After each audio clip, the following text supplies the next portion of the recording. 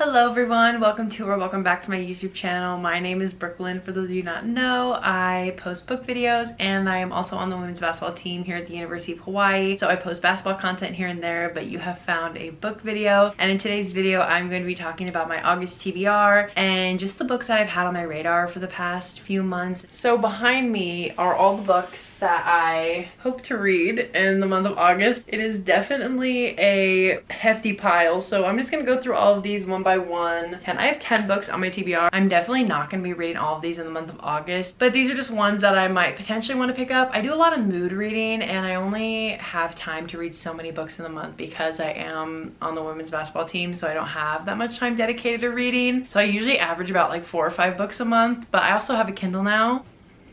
She's right here. So maybe I can read more with my Kindle, who knows. I randomly picked these books. I didn't really randomly pick these books. I have some intentions behind these books and ones that I'm definitely gonna get to, which I'll kind of start off with those in the beginning. The first one being Flawless by Elsie Silver. I recently saw Twisters at the movies with my friends and that is enough motivation for me to want to get into the Chestnut Springs series. This book is about Rhett and he is a professional bull rider. Something happens, I believe publicly. Rhett's agent is now forcing someone to supervise him and that someone is the agent's daughter, Summers. I really don't know much about this whole series. I just know it's so beloved in the book community and I'm very excited to read this. This is also on Kindle Unlimited, so I'm very excited to use my Kindle for the first time. The second book is The Hawthorne Legacy by Jennifer Lynn Barnes. This is the second book in the Inheritance Game series. I just read the Inheritance Games in the month of July and I absolutely loved it. So I went to Target and I bought the second and the third one. I know there's a fourth book. I think it's like My Brother's Hawthorne or something. I didn't buy that one yet. I probably might wait for that one until it comes out in paperback because I have all the other ones in paperback. This is the second book to the Inheritance Game series.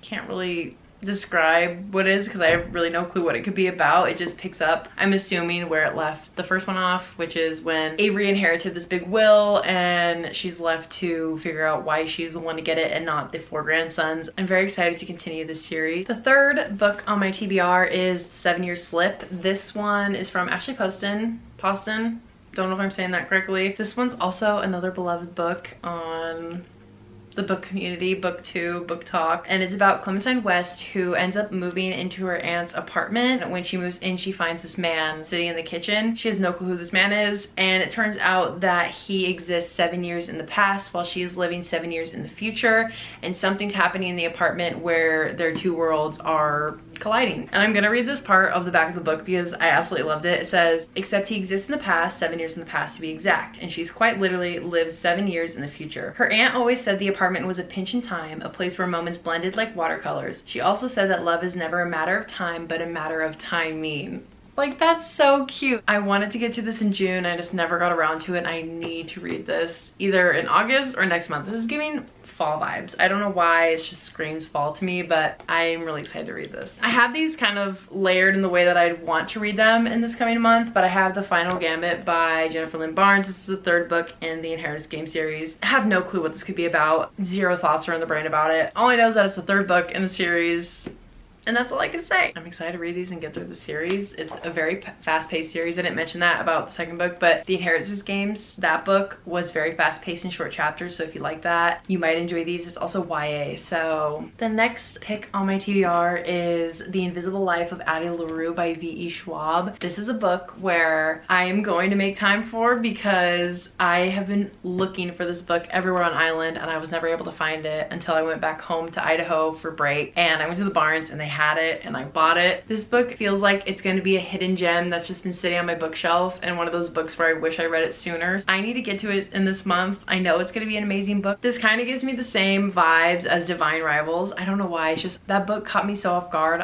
That's my favorite book of all time. It's right there. I love that little duology. It's so good. But this book takes place in France in 1714, so it's a little more into the past, and it's about Adeline who meets a stranger, and I believe she makes a deal where she could live forever. but the only thing is that no one remembers her until one day someone does. I think, I'm not 100% sure about that, but I just know she makes a deal and then no one remembers her. That's what I've gotten. The next book is If He Had Been With Me by Laura Nolan. This is a very popular book if you do not know what it is. Basically, it follows Autumn and Finn, who were really close friends, and then something happened where they aren't any longer. Autumn has a boyfriend, Jamie, and her close-knit of friends, and Finn just becomes that guy. That's what it says on the back of the book. There's still that connection between the two of them when their paths cross, and there's always that lingering thought that maybe they should be together and something could change. It says Autumn realizes she might not get another chance to make things right before it's too late. So I know this book's heartbreaking and I want to cry. That's why I have this book on my TBR, because if Invisible Life of Addie LaRue doesn't make me cry, then hopefully this one does. I hope it lives up to the expectations, because I read 1,000 Boy Kisses and that one I did not like at all. It just wasn't good in my opinion. That was the first time I ever felt like writing was very childish. So I hope this one turns out different and better. The next book, which I recently just not rediscovered, but I was looking at my shelves and I was reading the backs of these books trying to figure out what ones I might be interested in reading, and this one's The Unhoneymooners by Christina Lauren. I was reading the back of it. What ends up happening is Olive Torres is a twin and her sister is getting married, and she just seems to have everything just fall into place for her, while Olive doesn't have the same luck. So she is in her sister's wedding and she has to spend the wedding with the best man, who is Ethan Thomas, and then it says in parentheses her nemesis. So there's already that enemies, I'm assuming to lovers vibe here. Everyone at the party gets food poisoning, so it leaves the honeymoon up for grabs. So Olive takes the opportunity to go and relax and just finally have something good happen to her and just keep rolling with all this stuff because it's finally good luck for her. But the only downside is that Ethan also goes on the honeymoon with her. So they go to Maui for 10 days and have to act like a happy newlywed couple. But Olive doesn't really mind pretending because everything's just going so well for her. And I'm assuming it will just go off from there. I just thought that was really cool because I'm in Hawaii, so I thought I could maybe relate to it, and just the island aspect of it would be really fun to be reading about. Might get to this, might not, but I know Christina Lauren's writing will always hit the mark. The last 3 books are definitely more palate cleansers. I don't know, any romance would definitely be a palate cleanser. It just depends on the order which I read them, but the next one I have is The Goal by Elle Kennedy. This is also on Kindle Unlimited. I really want to get use out of my Kindle, but this one follows Sabrina James and Tucker in the off-campus series. That's really all I know about it. I mean, it's a hockey romance, and I'm pretty sure Sabrina was in Dean's book, which is the 3rd book, and she was like Dean's academic rival, but there was like no romance to it. I feel like Tucker was always more of the steady characters in the off-campus books, so I'm excited to read this one, and I think after that I have one more of the books. So making my way through the series slowly but surely. I love this series very much, and I love everyone in this whole universe. The next book that I